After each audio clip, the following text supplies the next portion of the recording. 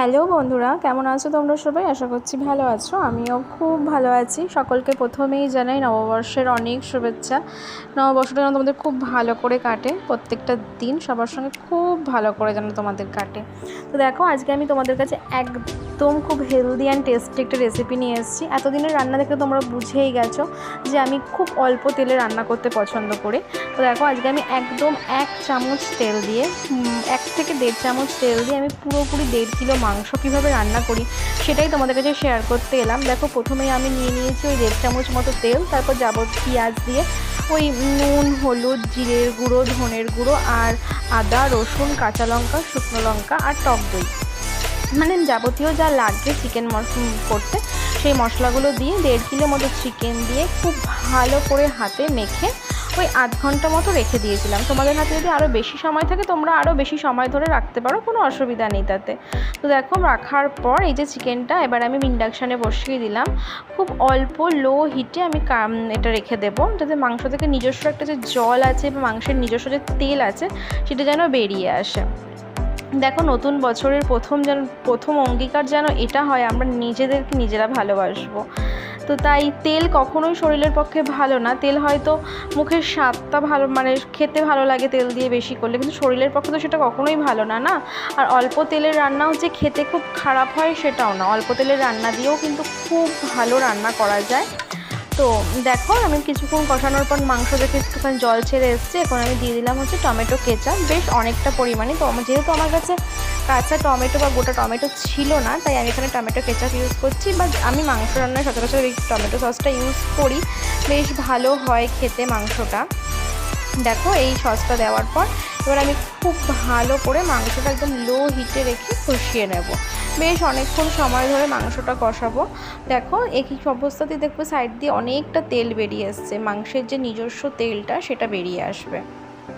দেখতেই পাচ্ছ কতটা তেল পাশ দিয়ে হচ্ছে। আমি কিন্তু ওইটুকুনি তেল ছাড়া আর কোনো তেল এখানে অ্যাড করিনি। এবার খুব ভালো করে সময় নিয়ে কষাতে হবে, খুব হাতে সময় নিয়ে কষাবো। দেখতেই পাচ্ছ কতটা জল ছেড়েছে। আমি কিন্তু তখনও পর্যন্ত কোনো জল অ্যাড করিনি। তো এমন সময় আমি দিয়ে দেবো মাংসের মধ্যে আলু অনেকে ভেজে নিতে পারে, কিন্তু তাতেও তো তেল কিছুটা টানবে বলে আমি আলুগুলো আগে ভেজে নিয়ে নিই। কাঁচা আলুগুলো অ্যাড করছি। কষাতে কষাতে আলুগুলো খুব ভালোভাবে সিদ্ধ হয়ে যাবে।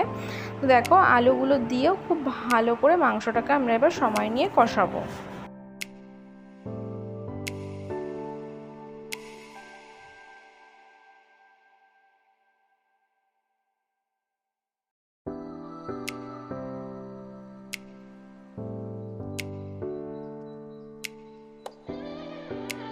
তো দেখো, বেশ কিছুক্ষণ কষানোর পর আমি এখানে দিয়ে দিলাম কিছুটা পরিমাণে কাসৌরি মেথি।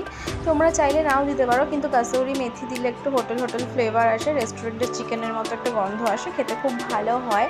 তো আমি এখানে দিয়ে দিলাম কাসৌরি মেথিটা দিয়েও আবার খুব ভালো করে নেড়ে নেবো। আর তোমরা চেষ্টা করবে কাসৌরি মেথিটা যখন দেবে অবশ্যই হাতে একটু ডলে দেওয়া, যাতে আরও ফ্লেভারটা ভালো আসে। দেখো, খুব ভালো করে মাংসটা কষিয়ে নিয়েছি, পুরোপুরি মানে প্রায় 80% জল টেনে গেছে। এবার আমি এর সঙ্গে যেইটুকুনি পরিমাণে ঝোল আমরা খাবো সেইটুকুনি পরিমাণে জল অ্যাড করে দেবো। আমি একটু সামান্য পরিমাণে মানে গ্রেভি চাইছি, খুব একটা ঝোলও না আবার একদম কষাও না। তো দেখো, আমি এখানে ওই 1 মগ মতো জল দিয়েছি, 500 মতো জল দিয়েছি। আমার এতেই এনাফ। তোমরা তোমাদের পরিমাণ মতো জলটা এখানে অ্যাড করবে।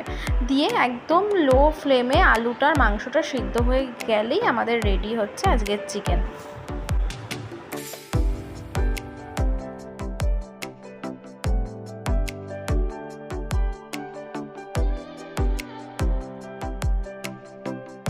তো দেখতেই পাচ্ছ, মিনিট 20 ঢাকা দিয়ে রেখে দিয়েছিলাম। মাংসটার সঙ্গে আলুটাও খুব ভালোভাবে সিদ্ধ হয়ে যাওয়ার পর আমি এখানে দিয়ে দিয়েছি গোটা গরম মশলা গুঁড়ো।